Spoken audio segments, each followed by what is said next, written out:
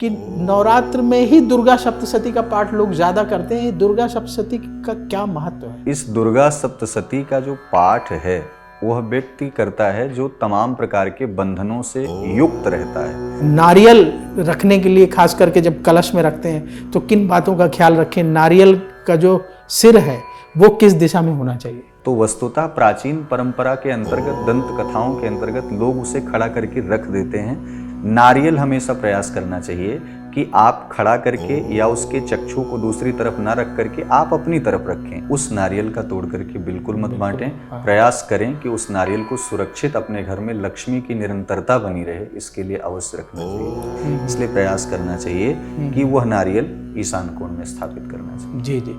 पंडित जी, दुर्गा सप्तशती में कौन से ऐसे अध्याय हैं जिनका पाठ जरूर करना चाहिए? जब चतुर्थ और एकादश के अध्याय से व्यक्ति हवन, यज्ञ, अनुष्ठान संपन्न करता है या फिर उनका स्तवन करता है, ध्यान करता है, तो यकीनन उसकी मनोकामना संपूर्ण दुर्गा सप्तशती के पाठ्यक्रमों से सिद्ध हो जाती है। जो महिलाओं को उस समय नवरात्र के समय अगर पीरियड हो गया है तो क्या उन्हें देवी की पूजा उपासना करनी चाहिए कि नहीं करनी चाहिए? शास्त्र में इसे रजस्वला स्थिति कहा गया है। लेकिन केवल एक चीज रुकेगी, स्पर्श की क्रिया रुक जाएगी। नवरात्र के अंतर्गत जब आप व्रत कर रही हैं और ऐसी माताएं बहनें रजस्वला स्थिति में आ जाती हैं तो उनको अपना व्रत किसी भी प्रकार से रोकना नहीं चाहिए। जो भगवान है वो अलग अलग कुल में आए, तो इस बार ब्राह्मण कुल का सिलेक्शन कर रहे हैं, ज्यादातर वो क्षत्रिय कुल में आए हैं, यदुवंश में आए हैं। जी नहीं, वस्तुतः क्या है, जब इस पूरी सृष्टि को चलाने में, इस पूरी सृष्टि को बनाने में विश्वकर्मा सृष्टि का निर्माण करते हैं। भगवान शंकर, भगवान विष्णु, भगवान ब्रह्मा, इन तीनों देवताओं के द्वारा सृष्टि का संचालन, सृजन और संहार हो रहा है।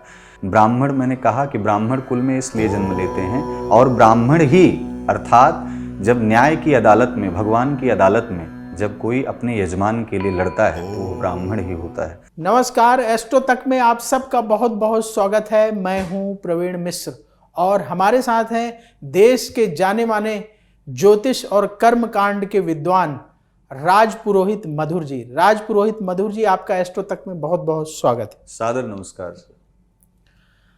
आज हम पंडित जी से जानेंगे कि नवरात्र में दुर्गा सप्तशती का पाठ क्यों किया जाता है, उसका क्या महत्व है। आप नवरात्र में जब कलश में नारियल रखते हैं तो किन बातों का ख्याल रखें? नारियल ऊपर की तरफ रखना है कि अपनी तरफ रखना है कि आगे की तरफ रखना है? किस तरीके से नारियल का मुख रखना है? आप जो नवरात्र में जौ बोते हैं, जौ बोने के बाद जब नवरात्रि समाप्त होती है आप विसर्जन करते हैं तो उस जौ का क्या करें? नवरात्र में जो लोग अखंड ज्योति जलाते हैं, अखंड ज्योति विसर्जन के समय आप जो है उसको क्या करें? किन बातों का ख्याल रखें? ऐसे बहुत सारे सवालों के जवाब हम पंडित जी से जानेंगे। साथ ही ये जानेंगे कि आप नवरात्र के दिनों में दुर्गा सप्तशती के कौन से ऐसे अध्याय हैं जिनका पाठ अवश्य करें ताकि धन की प्राप्ति आपको हो। तो पंडित जी, पहला सवाल कि नवरात्र में ही दुर्गा सप्तशती का पाठ लोग ज्यादा करते हैं, दुर्गा सप्तशती का क्या महत्व है? दुर्गा सप्तशती अपने आप में एक ऐसा पवित्र ग्रंथ है, मार्कंडेय पुराण से 729 श्लोकों में संबद्ध करके 13 अध्यायों में यह दुर्गा सप्तशती निकाली गई है। इस दुर्गा सप्तशती का जो पाठ है वह व्यक्ति करता है जो तमाम प्रकार के बंधनों से युक्त रहता है और आदि आदि तमाम क्लेशों से वह जूझ रहा होता है। यकीनन इसमें लिखा गया है दुर्गा सप्तशती में कि जो व्यक्ति इसका पाठ करता है और जो इसका ध्यान, अर्चन, श्रवण करता है भक्ति के अंतर्गत, वह यकीनन तमाम प्रकार के पापों से, बंधनों से मुक्त हो जाता है। दुर्गा सप्तशती आप अयोध्या जनपद में कुमारगंज से आगे एक स्थान है जहाँ पर माँ भगवती कामाख्या विराजमान है। कामाख्या का एक ऐसा स्वरूप विराजमान है जो पवित्र नदी के तट पर विराजमान है। बताते हैं कि मार्कंडेय ऋषि ने दुर्गा सप्तशती वहीं पर लिखा था और दुर्गा सप्तशती का लेखन करके आज भी वो विहंगम, वो अपने आप में जो अरण्य है, जो जंगल है, वास्तव में वहाँ पर जनमानस जाते हैं दर्शन करने के लिए। एक अलग सी ऊर्जा अपने आप में उसका प्राकट्य होता है और वो अपने आप में महसूस होती है वो चीज़ें। आप जैसे कहीं जाएं, बृहद ऊर्जा हो, तो एक ऐसा पवित्र स्थल जो बताया जाता है वह अयोध्या जनपद में स्थित है और उसका उस जनपद के उस स्थान का, पवित्र स्थान का मार्कंडेय ऋषि से संबंध उसका जुड़ा हुआ है। बताते हैं आज भी मार्कंडेय ऋषि के द्वारा वह लिखी गई श्री दुर्गा सप्तशती पुस्तक और उसके श्लोकों का गायन जो व्यक्ति वहाँ पर जाकर के करता है या अपने घरों में उनका स्मरण करके करता है, उसकी संपूर्ण मनोकामनाएं सिद्ध होती हैं। जी जी। तो पंडित जी, दुर्गा सप्तशती ये नवरात्र में ही क्यों ज़्यादा लोग इसका पाठ करते हैं? जब भी नवरात्र शुरू होता है तो लोग घर में अपने दुर्गा सप्तशती पढ़ते हैं, पंडित जी को बुला करके पाठ करवाते हैं। तो नवरात्र में ज़्यादा पाठ करने से क्या फ़ायदा है? विशेषकर ये नवरात्रि है, माँ भगवती ने 9 स्वरूपों का विशेषकर जो है उन्होंने अपने 9 स्वरूप धारण किए। प्रथमम शैलपुत्री च, पहली माँ भगवती शैलपुत्री अर्थात राजा हिमांचल के यहाँ इनका जन्म होता है और ये धीरे धीरे द्वितीयम ब्रह्मचारिणी, तृतीयम चंद्रघंटेत, कूष्मांडेत चतुर्थकम, पंचमम स्कंदमातेति, षष्ठम कात्यायनीति च, सप्तमम कालरात्रीति, महागौरीति चाष्टमम। ये महागौरी तब कहलाई जब तमाम शुंभ निशुंभ, तमाम ऐसे रक्तबीज राक्षसों का वध करके जब भगवान शिव 88,000 वर्षों के बाद तपस्या उन्होंने खोली, कामदेव ने उस तपस्या को भंग किया, सप्त ऋषियों ने जाकर के उनसे निवेदन किया, जब शिव और पार्वती का विवाह हुआ तो वही महागौरी स्वरूप आया निकल करके। और वही महागौरी जब शिव और शक्ति एक साथ बैठती हैं तो सिद्धियों को प्रदान करने वाली वह माता सिद्धिदात्री कहलाती हैं। यही 9 दिन का यह विहंगम स्वरूप माँ के उन 9 स्वरूपों का देवताओं ने भी विधिवत यज्ञ यजन पूजन अर्चन किया था।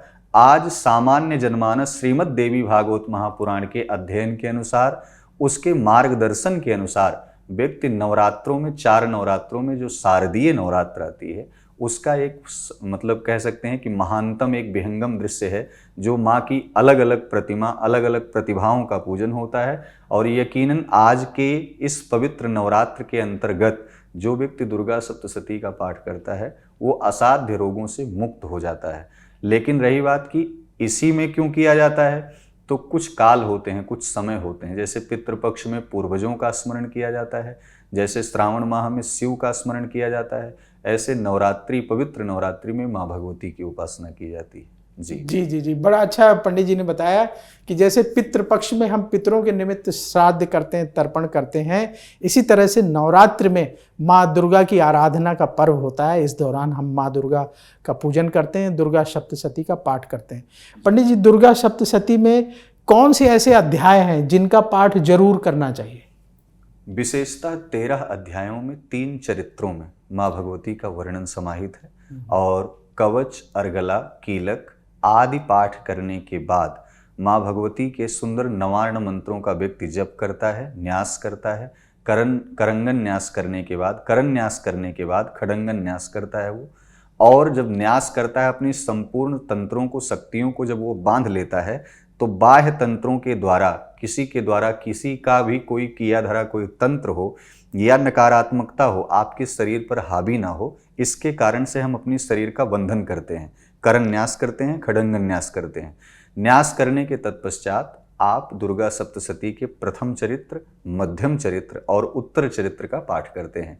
जो व्यक्ति एक बार में तीनों चरित्रों का पाठ नहीं कर पाता, ध्यान रहे कि उसको एक एक चरित्रों का पाठ करना चाहिए। एक एक चरित्रों का पाठ करके जब आप क्रमशः चलते रहेंगे तो वह पाठ संपूर्णतः सिद्ध माना जाता है।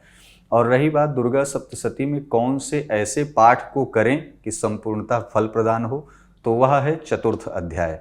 माँ भगवती की उपासना उसमें दी गई है। आप चतुर्थ अध्याय का सुंदर पठन पाठन कर सकते हैं और एकादश अध्याय का। जब चतुर्थ और एकादश के अध्याय से व्यक्ति हवन, यज्ञ, अनुष्ठान संपन्न करता है या फिर उनका स्तवन करता है, ध्यान करता है, तो यकीनन उसकी मनोकामना संपूर्ण दुर्गा सप्तशती के पाठ्यक्रमों से सिद्ध हो जाती है। और कहा गया है कि चतुर्थ और एकादश अध्याय का जो व्यक्ति निरंतर पाठ करता है वास्तव में वो मोक्ष को प्रदान करता है। संसार में समस्त भौतिक सुखों का भोग करके वह अंत में वैकुंठ को प्राप्त होता है, ऐसा भी बताया गया। जी जी जी, तो चतुर्थ अध्याय और एकादश अध्याय यानी चौथा अध्याय और 11वां अध्याय बड़ा महत्वपूर्ण है। अगर आपके पास समय कम है तो इन 2 अध्यायों का पाठ आप हर साल नवरात्र में अवश्य कर लीजिएगा। पंडित जी, कोई ऐसा मंत्र, जैसे जिन लोगों के पास समय कम है तो कोई ऐसा मंत्र है बताइए जिसका वो जाप कर लें ताकि दुर्गा सप्तशती के पाठ का फल मिल जाए? माँ भगवती का नवार्ण मंत्र कहा जाता है और उस नवार्ण मंत्र को संपूर्ण एक एक श्लोकों में एक एक अक्षरों में बीज मंत्र निकलता है भगवती का। लेकिन आप मानिए कि उस नवार्ण मंत्र का जप जो देवता भी स्वयं करते थे, ऐसे मंत्रों का जप करके आप सिद्धियों को प्राप्त कर सकते हैं। और भगवती का वह मंत्र है ओम ऐं ह्रीं क्लीं चामुंडाई विच्चे। ओम ऐं ह्रीं क्लीं चामुंडाई विच्चे, यही महामंत्र है जो आप कहीं भी स्थिर मन से पवित्र स्थिति में आप इसका पठन पाठन भी कर सकते हैं, जप कर सकते हैं। ये सहस्त्र बार भी किया जा सकता है, करोड़ों बार भी, कोटि बार, कोटिशः किया जा सकता है। तो भगवती के इस महामंत्र से आपके अंदर एक अद्भुत सी प्रतिभा जागृत होगी जो समाज में नारी सम्मान की तरफ ले जाएगी, जो समाज में आपकी विकसित मानसिकता को लेके चलेगी, जो राष्ट्र के हित में होगा। जी जी जी जी। तो पंडित जी, ये जो मंत्र है इसका कितना जाप करना चाहिए और किस माला से करना चाहिए? विशेषतः रुद्राक्ष की माला पर किया जाए। जैसा मैंने बताया कि शिव और शक्ति जब एक साथ जुड़ जाते हैं तो महागौरी स्वरूप बन जाता है। तो ऐसे में रुद्राक्ष की माला पर अगर इस मंत्र का, पवित्र मंत्र का जप किया जाए तो यह कितना जप किया जाए, ये मायने कम से कम आप समझिए कि अगर बहुत कम समय है, अल्प समय में भी आप इसे 108 बार जप करें। 108 बार मतलब सतनाम, आप माँ भगवती के सतनामों का स्मरण कर रहे हैं। 108 बार इस महामंत्र को लेने वाला व्यक्ति, उसकी प्रत्येक सांसों में ओम का उच्चारण जिस समय होगा तो तरंगों में जो तमाम प्रकार की नकारात्मकता व्याप्त है वो अपने आप में स्वयं वह तरंग आच्छादित करके उसे ऊर्जावान बना देती है। और जब इस मंत्र का जप करके मनुष्य अपने कार्य क्षेत्र के लिए आगे बढ़ता है तो वह पहली बात तो संयमित होता है, उसके आसपास आने वाला व्यक्ति भी संयमित हो जाता है। तो इसलिए इस मंत्र का जप अधिक से अधिक करना ज़्यादा उचित होगा। और जो व्यक्ति अधिक करता रहता है वह अपने आप में, कहते हैं रसरी यावत जाते सिल पर पड़त निशान। तो आप समझिए अधिक मंत्रों के जप करने से जिह्वा पवित्र होगी, वाक पटुता आपकी सिद्ध होगी, वाणी सिद्ध होगी, सरस्वती का वास होगा, लक्ष्मी की कृपा होगी और जिस पद पर आप पदस्थ हैं उस पद की गरिमा दिन प्रतिदिन और बढ़ती जाएगी। जी जी जी तो अधिक से अधिक पंडित जी कह रहे हैं जितना संभव हो यथासंभव आपको मंत्र का जाप करना चाहिए। अब पंडित जी, छोटे छोटे सवाल जो दर्शकों के मन में अक्सर उठते हैं कि नवरात्र में आपने दीप प्रज्वलन किया और अब विसर्जन का दिन है, तो कैसे जो है दीप का विसर्जन करें, और जो है नारियल रखने के लिए खास करके जब कलश में रखते हैं तो किन बातों का ख्याल रखें? नारियल का जो सिर है वो किस दिशा में होना चाहिए? दीप प्रज्वलन की जहाँ तक बात करें तो दीप गाय के घी का दीपक जलाएं, सरसों के तेल का भी दीपक जला सकते हैं। अगर हम शत्रुओं से अधिक परेशान हैं तो तिल के तेल का दीपक जला सकते हैं, लक्ष्मी की आसक्ति अपनी तरफ करनी है तो। जब हम विसर्जन करेंगे तो विसर्जन में हमेशा याद रखें कि उस दीप को बुझाना नहीं है, वो अपने आप धीरे धीरे दीप विराम हो जाएगा। दूसरा ये कि जब हम नारियल को रखते हैं तो नारियल को कलश पर बहुत सारे लोग हैं खड़ा करके रख देते हैं। तो वस्तुतः प्राचीन परंपरा के अंतर्गत, दंत कथाओं के अंतर्गत लोग उसे खड़ा करके रख देते हैं, यह भी सर्वसम्मत है। लेकिन प्रयास करना चाहिए, नारियल में 3 आंखें बनी होती, चक्षु होते हैं, उन तीनों चक्षुओं को और आपने ध्यान दिया होगा कि नारियल में एक शिखा भी बनी होती है। उस शिखा को, उस चक्षु को और शिखा को जब आप अपनी तरफ करके रखेंगे तो उस नारियल से, श्रीफल से आपका तारतम्य जुड़ जाएगा। और जब यकीनन आपका तारतम्य जुड़ जाएगा तो कहा गया है यह श्रीफल है, तो लक्ष्मी की स्थिरता से आपके नयन में, आपके चक्षु में एक ऐसा अपने आप में एक सम्मोहन पैदा होगा, सम्मोहन जन्म लेगा कि आप जब किसी कार्य के लिए आगे बढ़ेंगे तो वह कार्य आपका होता हुआ दिखाई पड़ेगा, आपका मंत्रों में आसक्तियां दिखाई पड़ेंगी, आपका कार्य सिद्ध होता हुआ दिखाई पड़ेगा। नारियल हमेशा प्रयास करना चाहिए कि आप खड़ा करके या उसके चक्षु को दूसरी तरफ ना रख करके आप अपनी तरफ रखें, जिससे जब हम सर्वसम्मति से, सर्वशक्ति से जब ध्यान, अर्चन, पूजन, यज्ञ, यजन करते रहें तो उस नारियल में आने वाली संपूर्ण शक्तियों का तारतम्य स्वयं से मेल खाता हो। दूसरा ये कि नारियल जब यज्ञ संपन्न हो जाए तो उस नारियल को लाल कपड़े में लपेट करके आप अपने पूजन स्थल पर स्थापित कर दें, रक्त सूत्र कलावई से लपेट करके। बहुत सारे लोग हैं उसे फोड़ के बांट देते हैं, तमाम माताएं हैं, लेकिन इससे बचना चाहिए। जिस नारियल की उपासना, जिस नारियल को रख करके माँ भगवती की 9 दिन उपासना की गई हो, यकीनन मानिए कि वो अपने आप में किसी प्रतिमा की आवश्यकता ही नहीं है। स्वयं अपने आप में वह प्रतिभावान नारियल, जब उसको 6 माह तक आने वाले नवरात्रि तक आप उसका रख करके पूजन करेंगे तो आपके यहाँ सदैव लक्ष्मी की भी स्थिरता रहेगी और कलह क्लेश तो बहुत दूर चला जाएगा। इसलिए हमेशा यह शास्त्र सम्मत है कि नारियल को लाल कपड़े में लपेट करके कलावे से बांध करके और पूर्व और ईशान कोण में, पूर्व और उत्तर के कोने में ईशान कोण पर उस नारियल को स्थापित कर दें। वो 6 माह तक आने वाले नवरात्रि तक वो नारियल स्थापित रहेगा।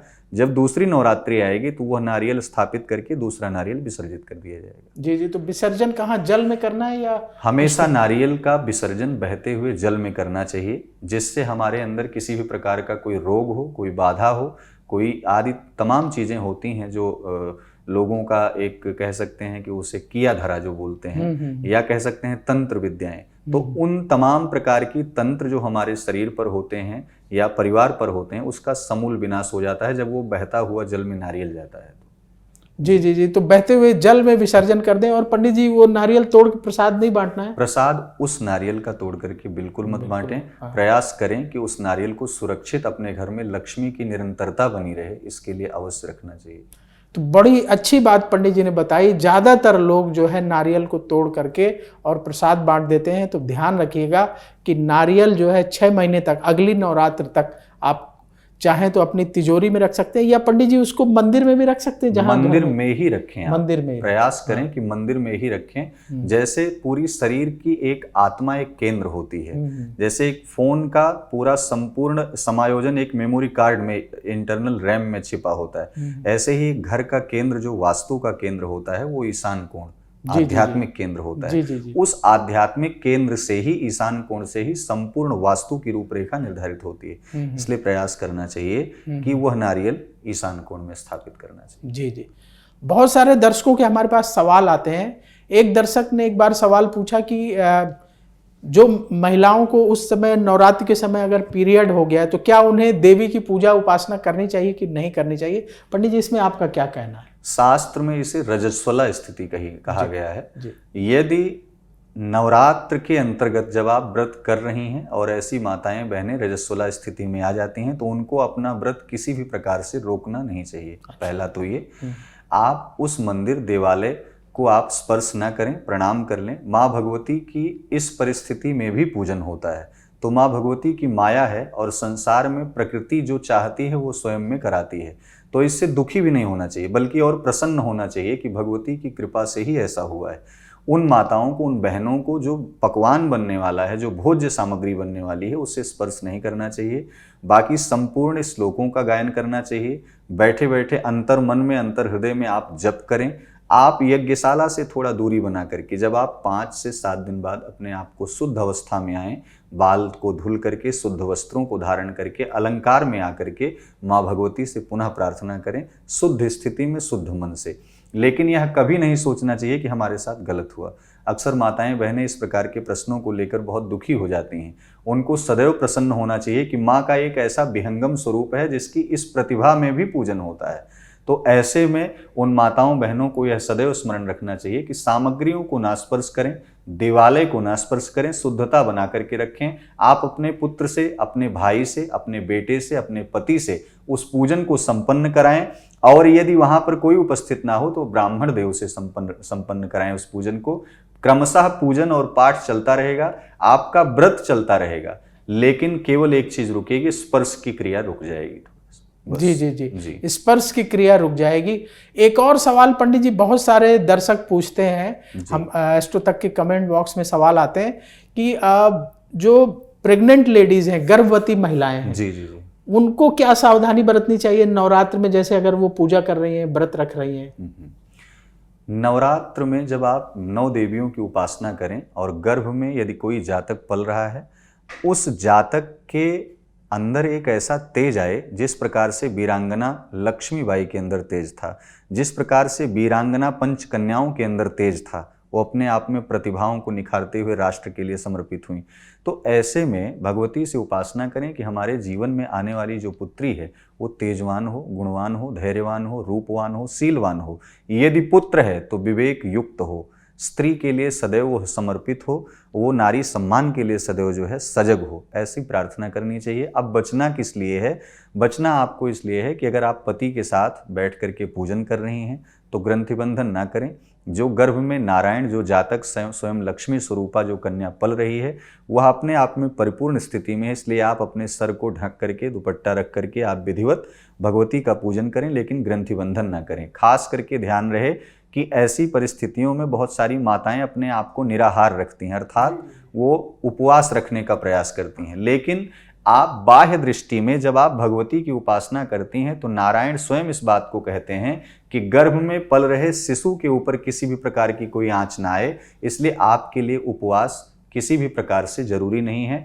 आप जल का पान करके, दुग्ध का पान करके, घी का पान करके, आदि आदि तमाम विभिन्न प्रकार के पदार्थों का पान करके आप पूजन को संपन्न कर सकती हैं, लेकिन व्रत और उपवास रख करके आप ऐसी क्रिया को संपूर्ण ना करें, उससे बचने का प्रयास करें। नारायण आपके अंतर हृदय में भी बैठा है, गर्भ में भी पल रहा है, माँ भगवती पराम्बा आपके गर्भ में भी स्थापित हैं और सामने भी स्थापित हैं। तो इसलिए अपने चित्त की वृत्ति को, अपने मनोवृत्ति को, उसको संयमित रखते हुए भगवती को प्रणाम करें और अंतर हृदय में बैठी हुई भगवती को प्रसन्न करने का प्रयास करें। जी जी जी। तो पंडित जी ने बड़े स्पष्ट तरीके से संकेत किया कि आपको क्या सावधानी बरतनी है, क्या करना है। पंडित जी, नवरात्र में जो है अष्टमी और नवमी तिथि का क्या महत्व है? ज़्यादातर लोग कहते हैं कि जी हम अष्टमी के दिन व्रत खोल लेते हैं, कोई कहते हैं हम नवमी की पूजा करते हैं। ये दो तिथियां क्यों महत्वपूर्ण मानी जाती हैं? अष्टमी और नवमी अपने आप में, मैंने कहा कि भगवान शिव और पार्वती का सम्मेलन एक मेल हुआ, तो अपने आप में ये महागौरी कहलाई और 8 भुजा भी इसी दिन अष्टभुजा के रूप में प्रकट हुई। ऐसी माँ भगवती जो सौम्य से सौम्य, रौद्र से रौद्र रूपों का एक समावेश रखती हों और नाना प्रकार के विधि विधान से उन रूपों को धारण करती हों, तो ये अष्टमी तिथि अपने आप में बहुत महत्वपूर्ण है। और रही बात नवमी, तो संपूर्ण सिद्धियों को प्रदान करने वाली साक्षात राम ने भी इनका पूजन किया था, कृष्ण ने भी इनका पूजन किया। यही माँ भगवती हैं जो त्रिपुर सुर सुंदरी के नाम से जानी जाती हैं, इनसे सुंदर कोई त्रैलोक्य में हुआ ही नहीं। तो ऐसे में अष्टमी और नवमी तिथि का जो विशेषकर महत्व है, जो लोग दंत कथाओं के अनुसार कि हमने कोई व्रत नहीं रखा, अष्टमी नवमी रख लिया, तो इस प्रकार से नहीं करना चाहिए, बल्कि आप व्रत न रखें। और यकीनन माने, मैं आपको एस्ट्रो तक के इस माध्यम से, चैनल के माध्यम से कहना चाहता हूँ उन पुरुषों को, उन माताओं को, आप व्रत मत रखिए। आप काम, क्रोध, लोभ, मोह, ईर्ष्या, द्वेष, अहंकार, इन मनोवृत्तियों को, दुर्वृत्तियों को आप किनारे रख दीजिए, केवल इसी का फलाहार करिए। आपकी इनको साइड रख करके आप अपने अंदर आध्यात्मिक फलाहार का समावेश कर रहे हैं। यकीनन मानिए कि आप 9 दिन का व्रत जो कर रहे हैं वो पूरे वर्ष भर आपको ऊर्जावान बना के रखेगा।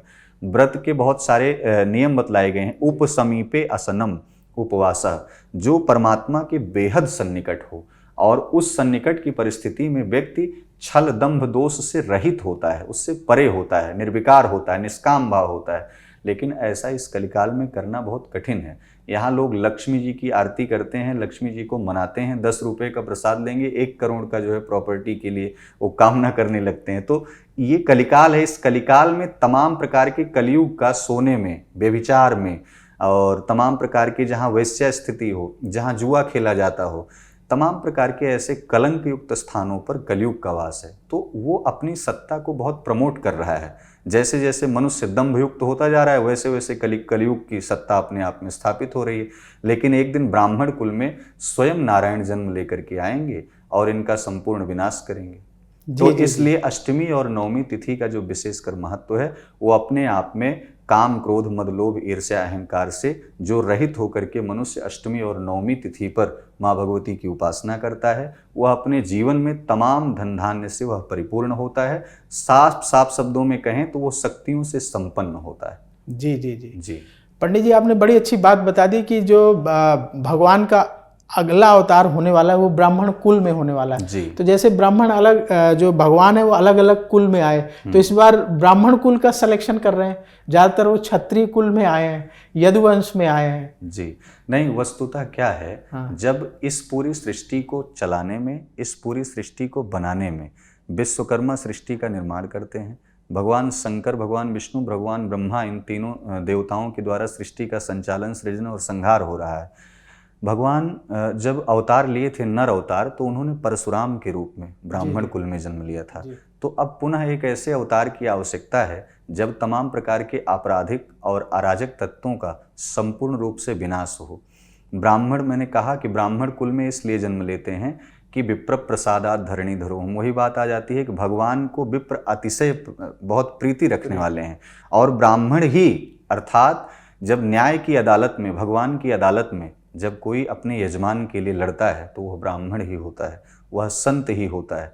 कोर्ट में बेशक वकील को आप लेकर के चले जाएं, लेकिन भगवान की अदालत में केवल और केवल विप्र खड़ा होता है। तो इसलिए भगवान ने कहा है कि संभल एक ऐसा ग्राम है, संभल एक जो है मुरादाबाद के पास एक ऐसा संभल एरिया है जहाँ पर भगवान विष्णु यश शर्मा जी के यहाँ भगवान कल्कि रूप में अवतार लेंगे। ऐसा सुंदर शब्दों में समावेश किया गया है श्रीमद् भागवत महापुराण में। अच्छा, बहुत बढ़िया। और कब होगा पंडित जी ये अवतार? कलयुग का जब चरम परिस्थितियां आ जाएंगी, जब तमाम प्रकार से गौ, गंगा, गायत्री, स्त्री आदि तमाम अत्यधिक प्रताड़ित होंगी। अभी तो चल ही रहा है, लेकिन इससे भी ज़्यादा जब अतिशय हो जाएगा, इस संसार में व्यक्ति को चलना जीना अभी से ही हराम है, तो आप समझिए कि नारायण का अवतार बहुत ही शीघ्र होगा। कलिकाल के चौथे चरण में उसमें स्पष्टीकरण है। अभी तो कलिकाल का पहला चरण चल रहा है जिसमें मनुष्य कुछ सुकून महसूस कर पा रहा है, लेकिन जब धीरे धीरे परिस्थितियां विपरीत होती जाएंगी तो नारायण अपना रास्ता स्वयं से निकालेंगे। भय प्रगट कृपाला। जी जी जी जी।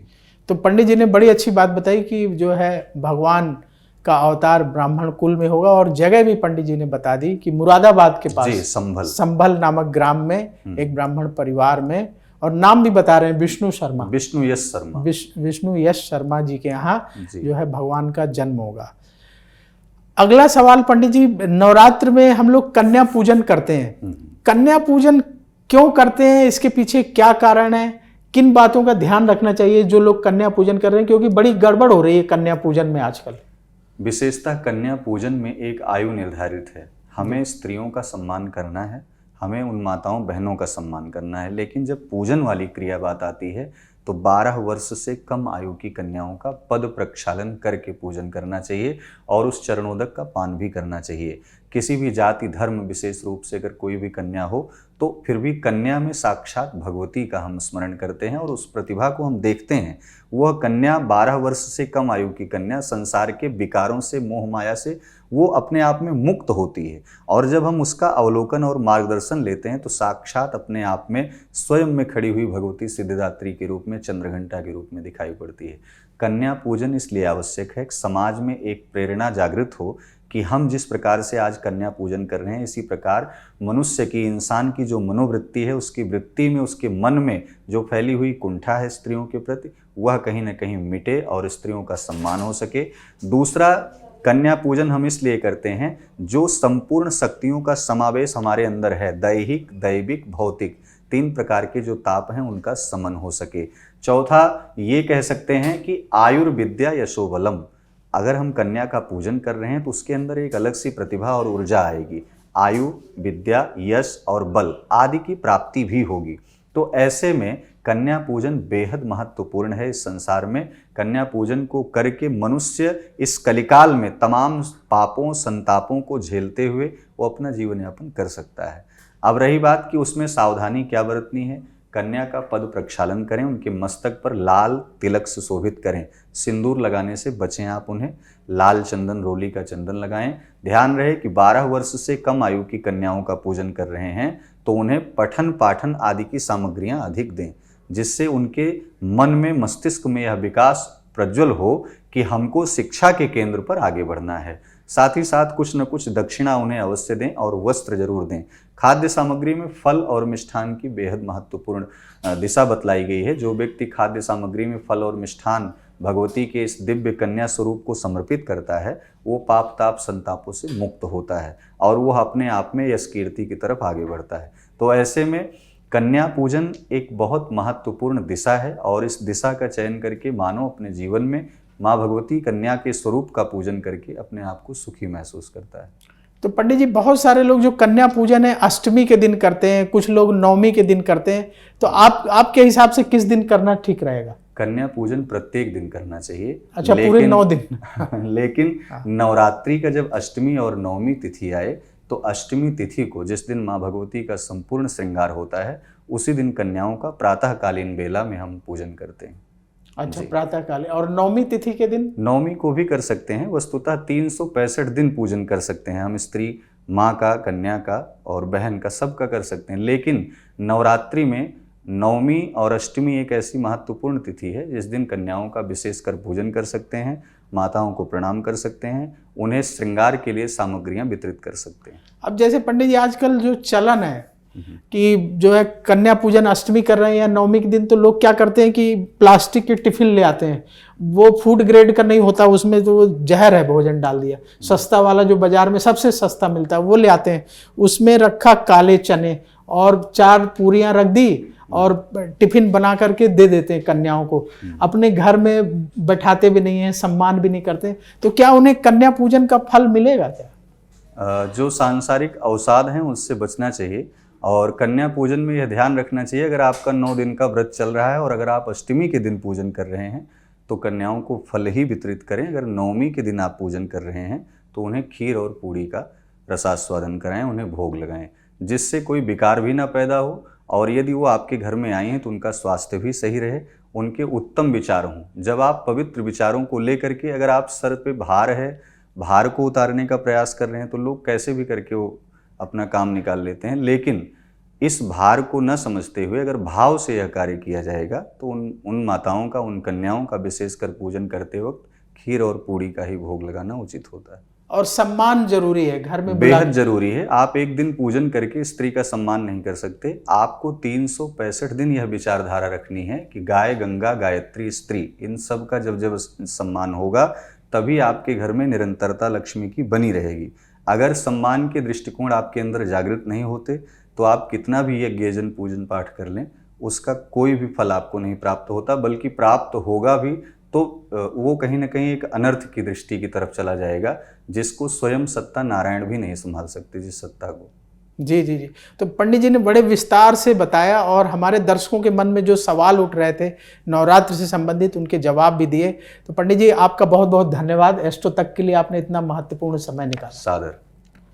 तो अब वक्त हो चला है आपसे विदा लेने का। एस्ट्रो तक पर फिर आपसे मुलाकात होगी और किसी विशेष विषय पर चर्चा करेंगे। अभी के लिए दीजिए अनुमति। देखते रहिए एस्ट्रो तक। नमस्कार। एस्ट्रो तक ऐप पर आपको मिलेगा भविष्य से जुड़े हर सवाल का जवाब। डाउनलोड कीजिए एस्ट्रो तक ऐप और चुटकी में जुड़िए इंडिया के बेस्ट एस्ट्रोलॉजर से।